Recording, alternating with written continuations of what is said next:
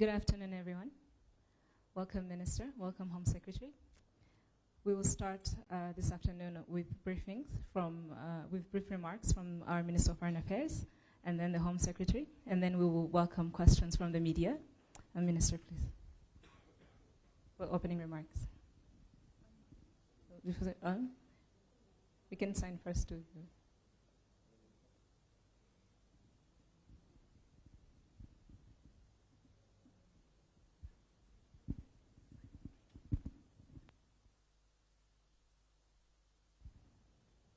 And now signing the treaty.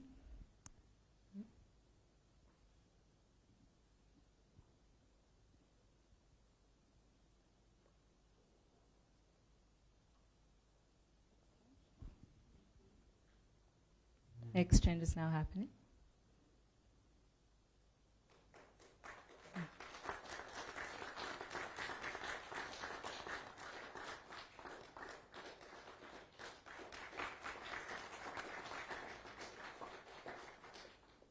Thank you.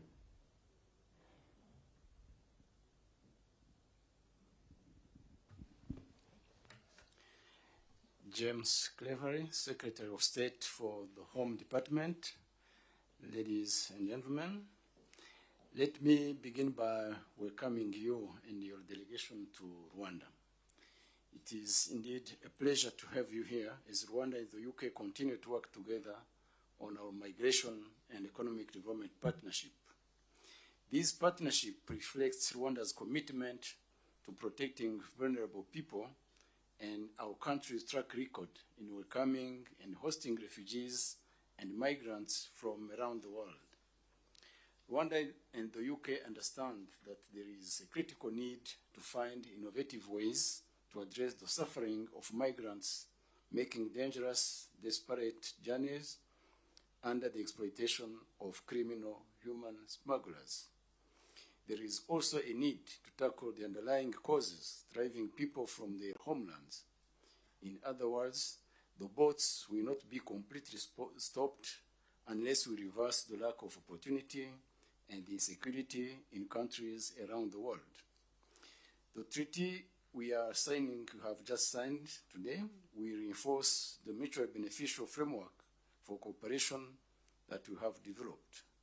It will re-emphasize in a binding manner already existing commitments that address the concerns raised in the legal process about the protection of asylum seekers. The treaty will also formalize the rule of law partnership with the UK.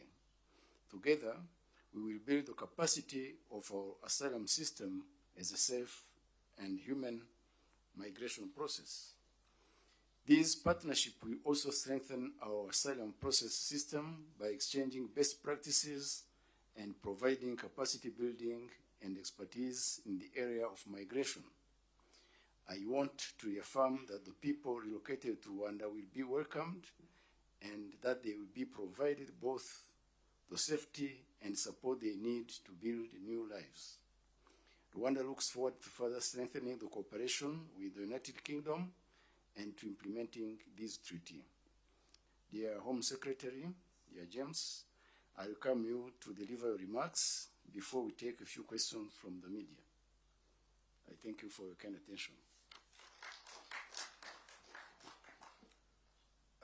Foreign Minister Vincent, thank you for welcoming me and my delegation here to Rwanda. You and I have had the opportunity to work in the past in my former capacity as the UK's Foreign Secretary, and in all our dealings, I have always found both you personally and your government to be professional, thoughtful, and serious partners on the world stage. And I think this is exemplified by the Migration and Economic Development Partnership that we have developed over recent months, and which we now strengthen and enhance through this treaty.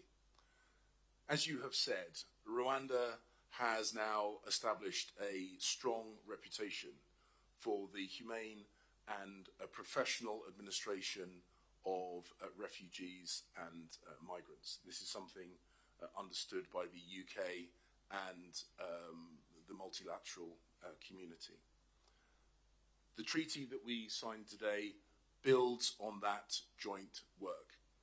It takes the positive professional attitude that you and your government display and allies it with the work that the UK is doing to ensure that we break the business model of those evil people smuggling gangs.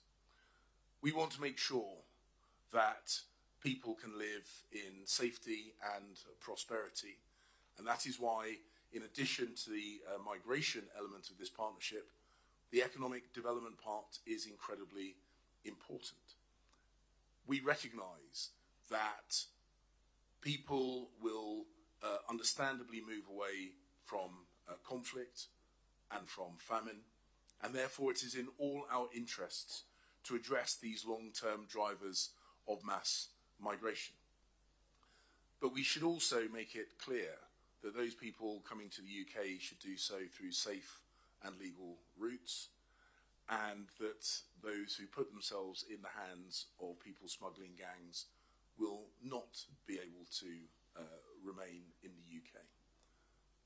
But your country has made a clear and unambiguous commitment to the safety of people who come here. That has been displayed, and we have seen that in practice.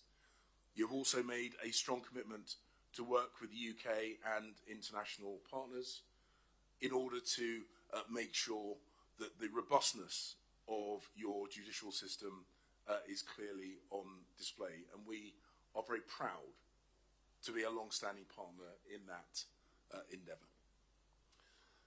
This bilateral relationship today, this meeting today, is of course marking a particularly important part of our bilateral relationship, but I would also like to take this opportunity to expand upon the work that we are doing together in terms of your tourism, in terms of your agricultural sector, and in terms of your country's wider economic development. Rwanda has shown itself to be a strong and important partner to the UK. I'm very proud that this treaty today amplifies that relationship, and I'm very much looking forward to continue working with you in my new role as Home Secretary. Thank you.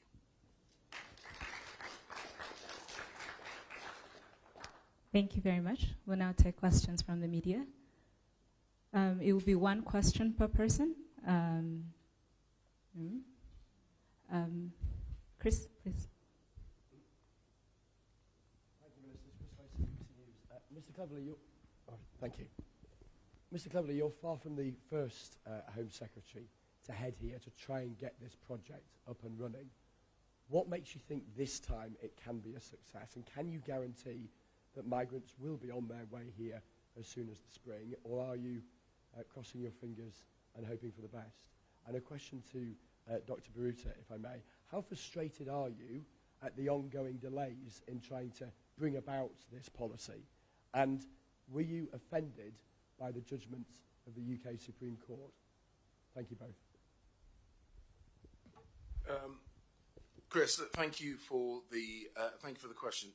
The UK has been working with Rwanda not just as a Commonwealth partner on a range of issues, which I alluded to in my opening remarks, but specifically on the Migrant and Economic Development Partnership, Migration and Economic Development Partnership. Throughout the time that we've been working with the Rwandan government, they have shown an energy and a professionalism and a desire to work in a collaborative partnership way with the UK. And I've also, in my previous role as Foreign Secretary, seen that displayed across a number of other bilateral issues as well. Of course, we want to see this part of our wider migration plan up and running as quickly as possible. We feel very strongly that this treaty addresses all the issues raised by their lordships in the Supreme Court, and we have worked very closely with our Rwandan partners to ensure that it does so. I cannot see any credible reason why Rwanda's track record as a partner, including as a partner for the ECHR, long-term partner for the ECHR, bearing in mind the ECHR, I think sent 165 refugees to Rwanda the day following the Supreme Court judgment, so they clearly regard Rwanda as a credible long-term partner, just as we do. So I really hope that we can now move quickly. We've addressed the issues that were raised by their lordships in this treaty, and that will be reflected in domestic legislation soon, because we are absolutely committed to breaking the business model of these people smuggling gangs, to create a safe and welcoming environment with our friends and partners here in Rwanda, but also making sure that mass migration is well managed into the future.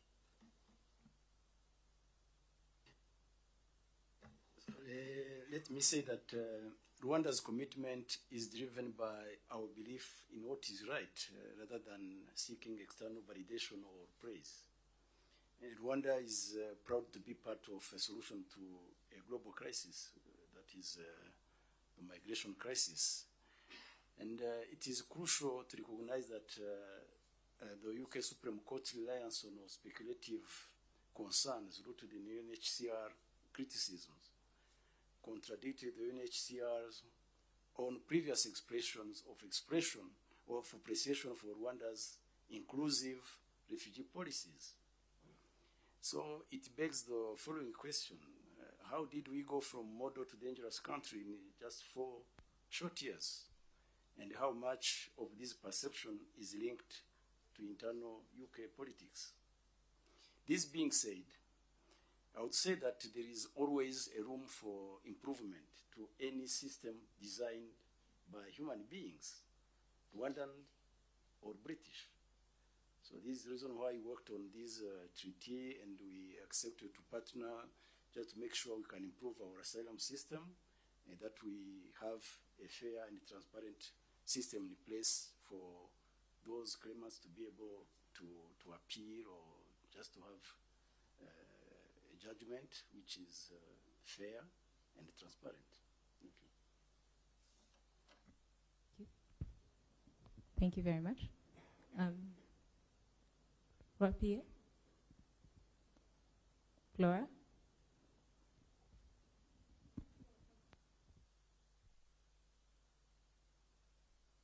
Thompson from the Press Association.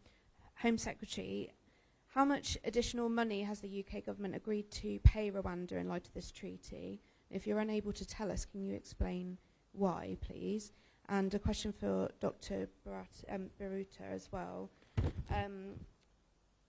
Could you tell us if the Rwandan government continues to remain committed to this partnership, even if it faces further delays and setbacks? Or have you set a deadline on when you would withdraw your cooperation? Thank you. Firstly, let me make it clear. The Rwandan government has not asked for, and we have not provided, any funding linked to the signing of this treaty. The financial arrangement, which inevitably comes as part of an international agreement, reflects the costs that may be imposed on Rwanda through the changes that this partnership has created in their systems, in their legal systems, and in their institutions. But this treaty, as I say, no money was asked for by the Rwandans for this treaty. No money was provided to the Rwandans for this treaty. Dealing with migration is important, and it is not a cost-free option. But we regard it as the right thing to do, both to protect our borders, to dissuade people from putting themselves in the hands of people smugglers and making these dangerous journeys, often in unseaworthy vessels, whether it be across the Mediterranean or across the Channel. Rwanda is helping the UK in our fight against illegal migration and people smuggling. They are doing so professionally, thoughtfully, and as a partner genuinely willing to work with us on, as Vincent has said, the Foreign Minister has said, on what is increasingly a global challenge. So, Rwanda is very much committed to this migration and economic development partnership, and this is the reason why we worked with our colleagues from the UK to address the concerns of the UK Supreme Court, while we thought they were unfounded and unfair, but we worked together just to address those concerns. So we don't have a plan to withdraw from this collaboration. We have a plan to implement this partnership, and we remain open to just monitor the implementation and be able to adjust one or the other element which will need to be adjusted. So we are committed to the partnership, and we don't have a plan to withdraw from this collaboration. All right, thank you. We'll take one more question. Vincent?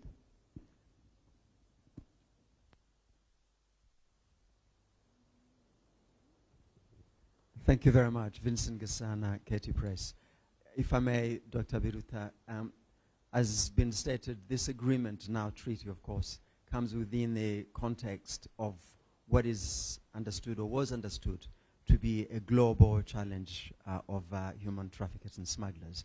Rwanda stepped forward to play its part.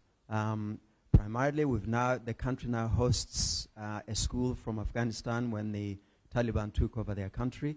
They have been joined by Sudanese medical students. Their school is here too after the conflict in that country.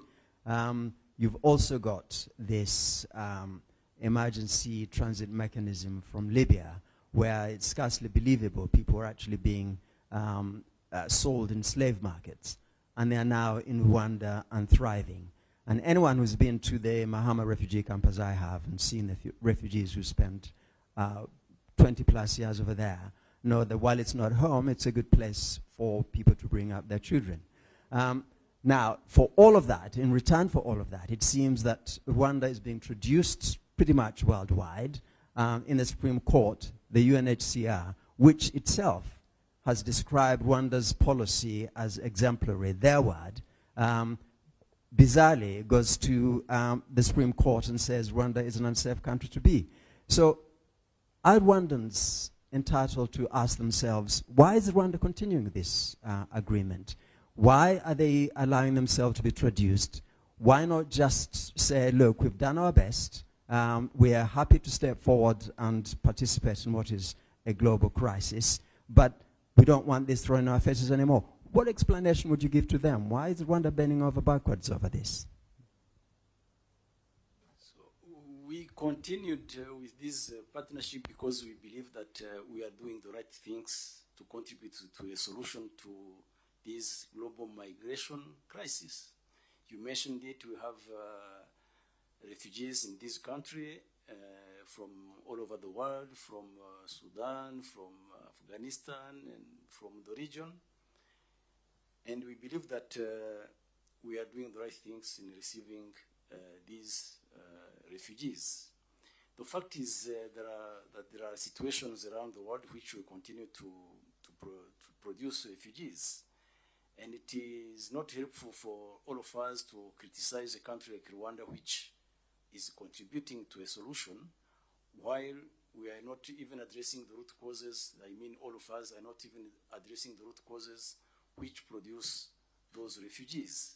I said it, we were unfairly treated by international organizations, by the media, by courts, but we believe that we are doing the right things, and those who are criticizing us should bring up alternative to the solution we are proposing.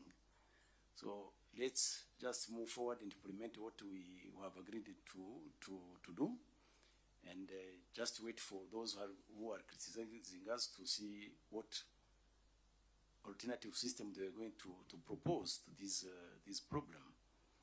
criticizing is one thing, but providing a solution is another one.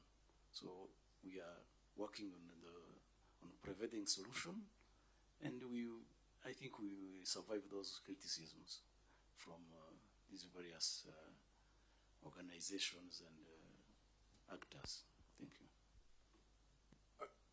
I know the question wasn't directed at me, but with your indulgence, I'd like to make a few comments on this.